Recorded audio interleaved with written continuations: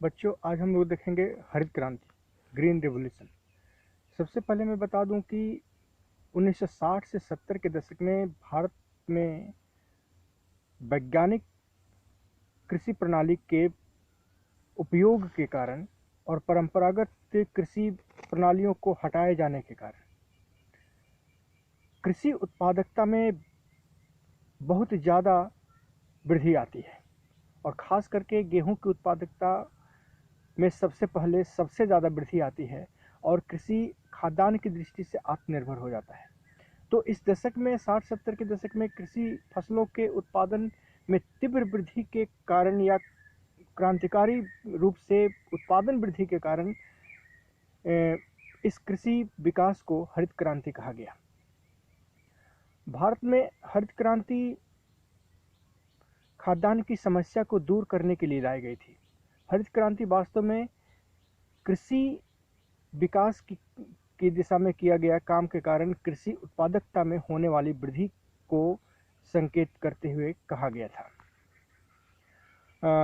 इस कृषि क्रांति के अंतर्गत या हरित क्रांति के अंतर्गत कृषि प्रणालियों में वैज्ञानिक कृषि उत्पादन प्रणालियों का उपयोग किया गया। खास करके इसमें सबसे प्रमुख भूमिका उन्नत किस्म के बीज का उपयोग करने, जैसे हाइब्रिड बीज। दूसरा, खाद और उर्वरकों का उपयोग करने, कीटनाशकों का उपयोग करने और उसके ऊपर सिंचाई सुविधाओं का विकास करने और वैज्ञानिक कृषि प्रणाली को अपनाए जाने के कारण ऐसा संभव हो पाया। तो जिसके चलते गेहूं, मक्का, गन्ना, बाजरा, इन सभी फसलों के प्रति हेक्टेयर उत्पादन और कुल उत्पादन में भारत में काफ़ी वृद्धि हुई। इसलिए इसको हरित क्रांति कहा गया। इसमें फसलों की उत्पादकता में जो वृद्धि हुई थी नई तकनीकों के प्रयोग के कारण, उसमें सबसे ज़्यादा वृद्धि बाजरा में हुई थी। 5.5 गुना उत्पादन बढ़ा था। इसके बाद दूसरी सबसे वृद्धि ज्वार में हुई थी, 5 गुना। तीसरी सबसे ज़्यादा वृद्धि मक्का में हुई थी, 3.5 गुना। इसके बाद धान में 3 गुने की वृद्धि हुई थी और गेहूं में 2.5 गुने की वृद्धि हुई थी। लेकिन गेहूं में इस 2.5 गुने की वृद्धि से देश को खाद्यान्न की समस्या का समाधान मिल गया। इसके पहले भारत को अपनी खाद्यान्न समस्या को दूर करने के लिए विदेशों से, दूसरे देशों से गेहूं का आयात करना पड़ता था। लेकिन इस कृषि क्रांति के अंतर्गत नई बीजों, उन्नत किस्म के बीजों का उपयोग करने के कारण और बेहतर तकनीकी का उपयोग करने के कारण, उर्वरकों, खादों का उपयोग करने के कारण, सिंचाई सुविधाओं का विकास करने के कारण बड़े पैमाने पर गेहूं की उत्पादकता तथा अन्य फसलों की उत्पादकता बढ़ी, जिसके चलते भारत खाद्यान्न के मामले में आत्मनिर्भर हुआ। दूसरी बात इस कृषि क्रांति की यह देखी गई कि यह उत्तरी पश्चिमी भाग में, खास करके पंजाब, हरियाणा और पश्चिमी उत्तर प्रदेश के हिस्सों में ही सबसे ज़्यादा संभव हो पाया। इसके कुछ कारण थे। क्योंकि भारतीय कृषि में कृषि भूमि कई हिस्सों में बटी हुई है और अधिकतर भूमि जो है खास करके पूर्वी भारत में, चाहे गंगा के मैदानी वाले हिस्सों में लोगों के पास बहुत ज़्यादा एक तो भूमि उपलब्धता नहीं थी। दूसरी बात कि लोग इस तरह से भूमि से जुड़े हुए थे कि किसी भी नए प्रयोग को करके अपनी उत्पादकता को खराब करने का रिस्क नहीं ले सकते थे। लेकिन उत्तरी पश्चिमी भारत में कुछ खास बातें थी जिसके चलते इसका उपयोग ज़्यादा हुआ। पहली बात तो ये थी कि भूमि स्वामी जो था वह स्वयं एक कृषक था, उसके पास बड़ी भूमि थी। चकबंदी और अन्य भूमि सुधार के कारण उस क्षेत्र में बड़ी बड़ी भूमि क्षेत्र उपलब्ध थे। दूसरा कि ग्राम संचार की सुविधा थी। तीसरी बात यह थी कि इन क्षेत्रों में सिंचाई, विद्युत वितरण, ये सब की सुविधा बहुत ज़्यादा थी और उपजाऊ मैदान था।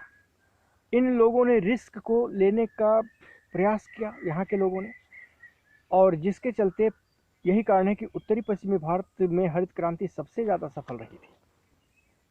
और आज भी अगर उत्पादकता की बात करें तो इस क्षेत्र में सर्वाधिक उत्पादकता है।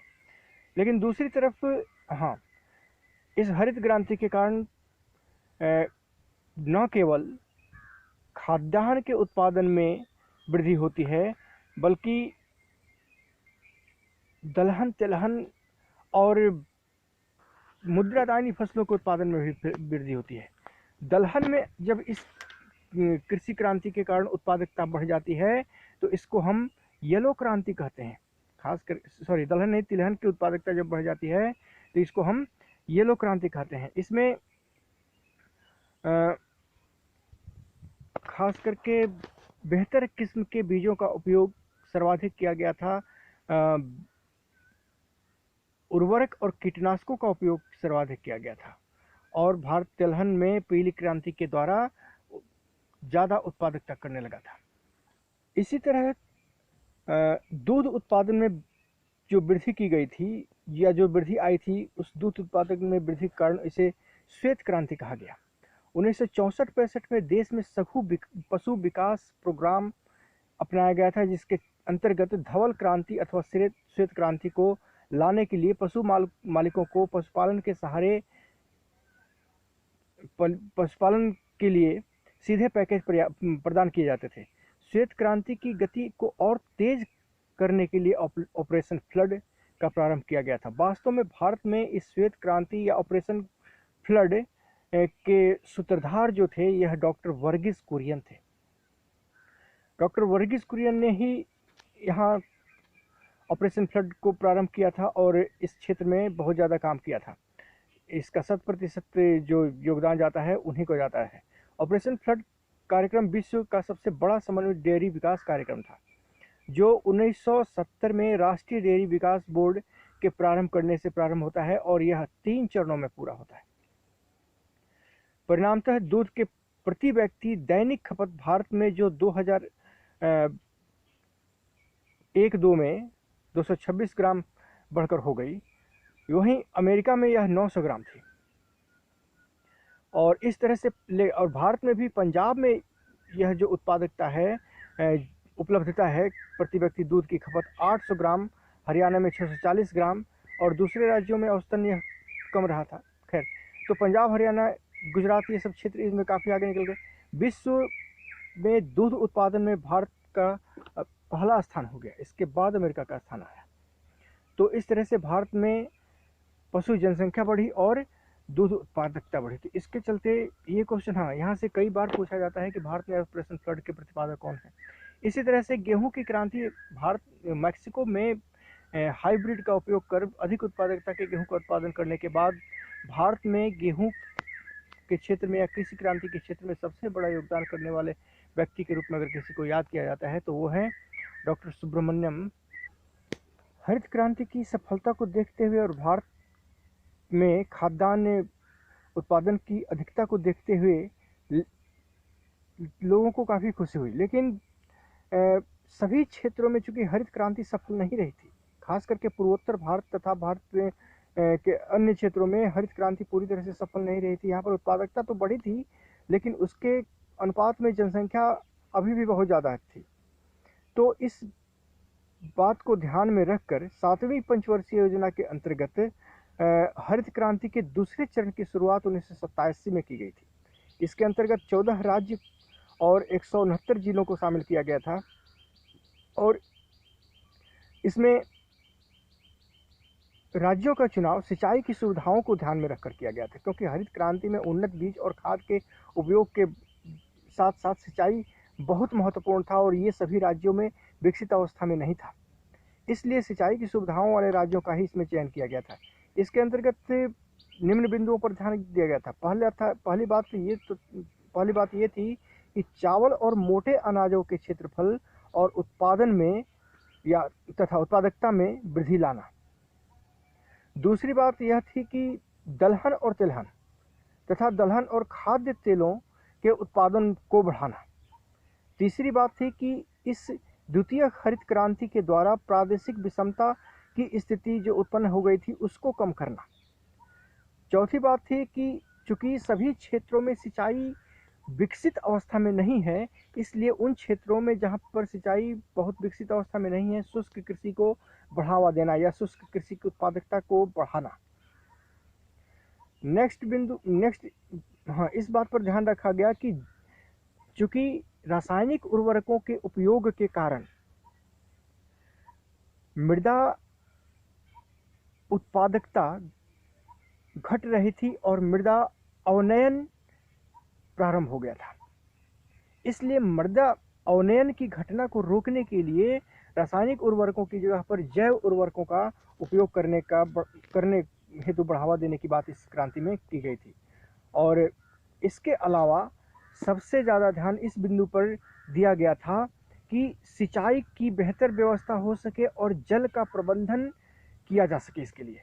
और इसी जल प्रबंधन को सुधार करने के लिए इस द्वितीय हरित क्रांति में वाटर शेड मैनेजमेंट की नीति भी अपनाने की कोशिश की गई, क्योंकि उसके द्वारा न केवल जल की उपलब्धता सुनिश्चित होती थी बल्कि मृदा उर्वरता को भी बनाए रखने की कोशिश की जाती थी तथा अन्य संसाधनों को भी सुरक्षित रखे जाने की कोशिश की थी। इसलिए द्वितीय हरित क्रांति को वाटर शेड मैनेजमेंट से भी जोड़ने की कोशिश की गई थी। भले ही यह सभी क्षेत्रों में सफल नहीं रहा हो, लेकिन इसके द्वारा खास करके पूर्वोत्तर भारतीय क्षेत्रों में तथा उन सभी राज्यों में जहां पर हरित क्रांति पूरी तरह से सफल नहीं हो पाई थी, उन राज्यों में कृषि विकास की प्रक्रिया तीव्र हुई थी। तो यहाँ पर आपसे हरित क्रांति से बहुत सारे ऑब्जेक्ट को प्रश्न भी एग्जाम में पूछे जाते हैं। सबसे पहला कि किस दशक में हुआ था। दूसरा क्वेश्चन ये पूछा जाता है कि सर्वाधिक लाभ किस फसल को मिला था। तीसरा ये पूछा जाता है कि ऑपरेशन फ्लड या श्वेत क्रांति के जनक भारत में किसको माना जाता है, तो वर्गीज कुरियन। ये क्वेश्चन कई बार पूछा जा चुका है। भारत में हरित क्रांति का जनक किसको माना जाता है। इसी तरह से विश्व में हरित क्रांति का जनक किसको माना जाता है। ये क्वेश्चन ये भी पूछा जाता है कि क्यों हरित क्रांति उत्तर पश्चिमी भारत में ही सफल हुई और भारत के अन्य क्षेत्रों में सफल नहीं हुई। अभी रिसेंट में ये क्वेश्चन पूछा जाता है कि द्वितीय हरित क्रांति का सबसे प्रमुख क्षेत्र कौन है और सबसे प्रमुख फसल कौन है। तो इस तरह से आपको इस वीडियो से इन प्रश्नों के उत्तर भी खोजने हैं। तो इसे ध्यान से देखिए, सुनिए, लाइक कीजिए और सब्सक्राइब कीजिए। सब्सक्राइब करने का सबसे बड़ा फ़ायदा ये है कि जैसे ही आप बेल दबाते हैं तो हमें इसकी इन्फॉर्मेशन मिलती है, और जब भी मैं कोई नया वीडियो अपना अपलोड करता हूं तो वो तुरंत इन्फॉर्मेशन आपको जाता है। तो अगर आप चाहते हैं कि अगला इन्फॉर्मेशन आपको मिले मेरे बनाए गए वीडियो का, तो सब्सक्राइब करने के बाद बेल ज़रूर दबाएं। कोई भी नया वीडियो मैं अपलोड करूंगा उसकी सूचना आपको तुरंत जाएगी। Thank you.